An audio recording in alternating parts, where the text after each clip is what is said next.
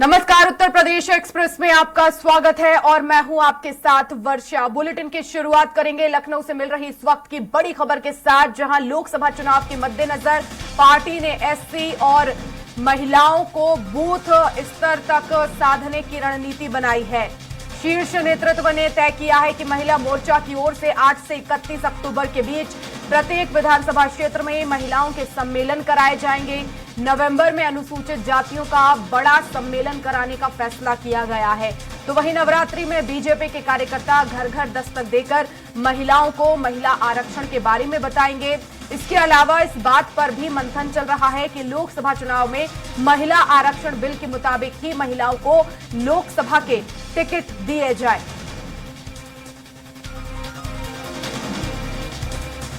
तो 8 से 31 अक्टूबर के बीच हर एक विधानसभा में सम्मेलन होगा।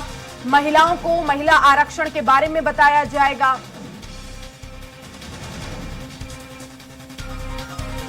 तो एससी और महिलाओं को साधने की रणनीति बनाई जा रही है। महिला मोर्चा महिलाओं के लिए सम्मेलन कराएगा। और इस खबर पर ज्यादा जानकारी के लिए उत्तर प्रदेश संपादक राघवेंद्र त्रिपाठी जी हमारे साथ लखनऊ से लाइव जुड़ गए हैं। राघवेंद्र जी, पूरा फोकस इस समय लोकसभा चुनाव पर है और ऐसे में महिला मोर्चा को यह जिम्मेदारी दी गई है, महिलाओं को जागरूक करना है। फिलहाल किस तरह से, क्योंकि अभी जो हाल ही में लोकसभा में जो बिल पास हुआ है उसके बाद क्या माना जाए, महिलाओं की जो भूमिका है और बढ़ेगी? और इनके ऊपर जो है ना अच्छी दल भी गठबंधन किए हैं, भारतीय जनता पार्टी का भी गठबंधन है। लेकिन जिस तरह से बिहार के मुख्यमंत्री नीतीश कुमार ने जातीय जनगणना की रिपोर्ट पेश की है, ओबीसी आबादी का एक ब्यौरा खींच के बताया है कि सबसे अधिक आबादी ओबीसी की है, तो भारतीय जनता पार्टी को लगता है कि हो सकता है कि लोकसभा चुनाव में इसे मुद्दा बनाया जाए। उसी मुद्दे को काट के लिए आधी आबादी पर फोकस किया है। चूंकि प्रधानमंत्री मोदी ने जब भी लोकसभा का जो 60 टाइम का सत्र था उसमें महिला आरक्षण बिल उन्होंने पेश किया था।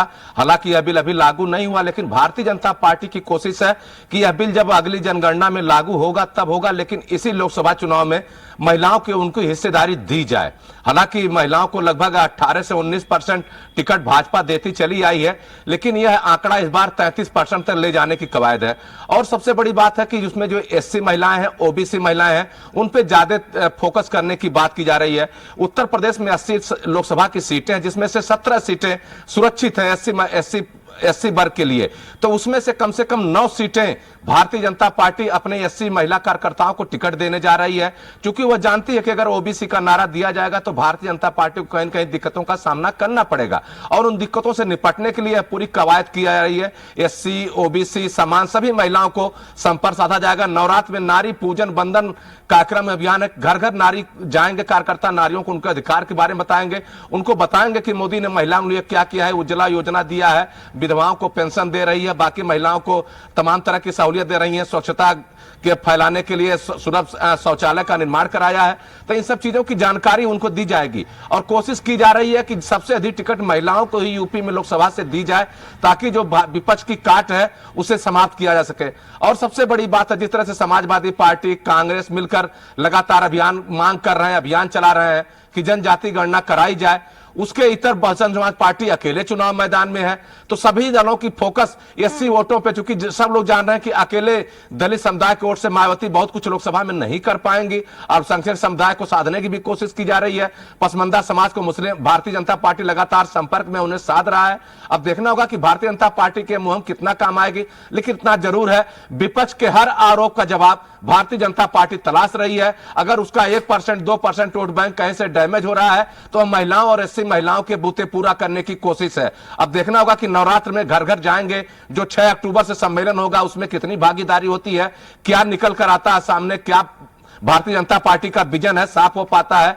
यह देखने वाली बात है। कितना जरूर है कि भारतीय जनता पार्टी किसी भी सूरत में उत्तर प्रदेश में विपक्ष को पांव पसारने का मौका नहीं देना चाहती। बिल्कुल राघवेंद्र जी, और दूसरी तरफ जब ये बिल पेश हुआ और उसके बाद लोकसभा राज्यसभा में से पास भी किया गया, ऐसे में सवाल भी यही उठ रहे थे कि महिलाओं की भागीदारी का एक बिल जो है वो बताएगा कि कितनी होनी चाहिए। तमाम पार्टियां हैं, अगर आप अभी पक्ष में हैं तो उस समय भी हो सकते थे, आपके पास समय था, आप अपनी महिलाओं को जो है वो उसमें ज्यादातर टिकट दे सकते थे। ये तमाम सवाल भी उठ रहे थे।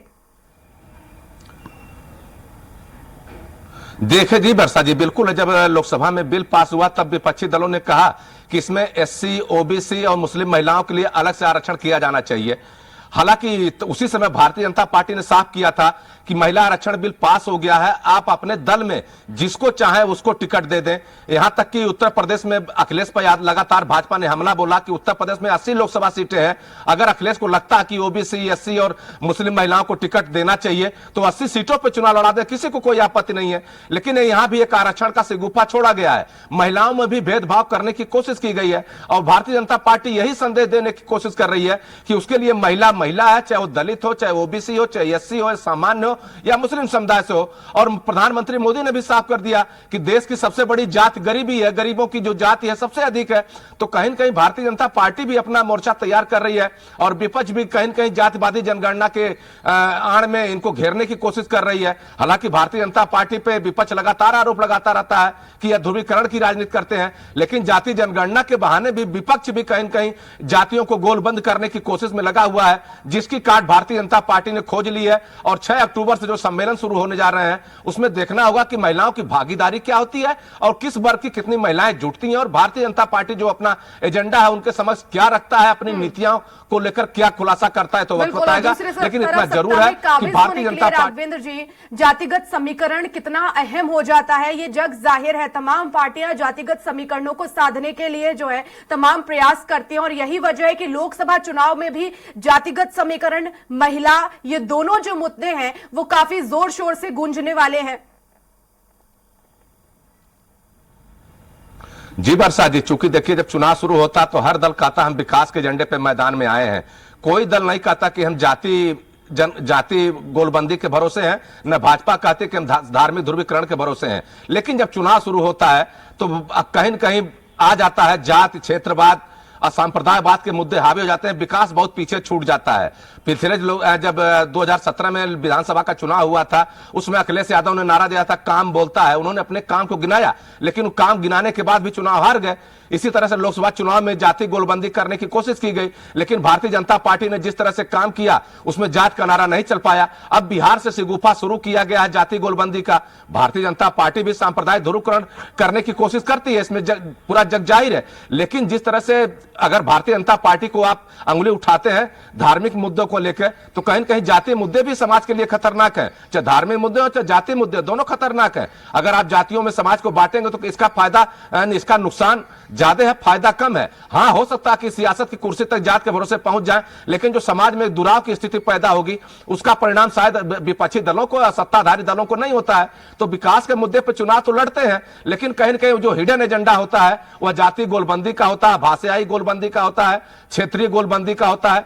भारतीय जनता पार्टी इसी सब गोलबंदी को तोड़ने के लिए महिला आरक्षण का मुद्दा सामने लेकर आई है। अब महिलाओं को 50% टिकट देने की बात चल रही थी, लेकिन नेतृत्व ने साफ कर दिया कि 33% टिकट इस बार देने की कोशिश की जाएगी और यहां तक यह भी कोशिश है कि जो सुरक्षित सीटें हैं वह 80 महिलाओं को ही दी जाए, पुरुषों को कम टिकट दिया जाए। अब देखना होगा कि आगे क्या रणनीति बनती है। भारतीय जनता पार्टी लगातार इस पर मंथन कर रही है।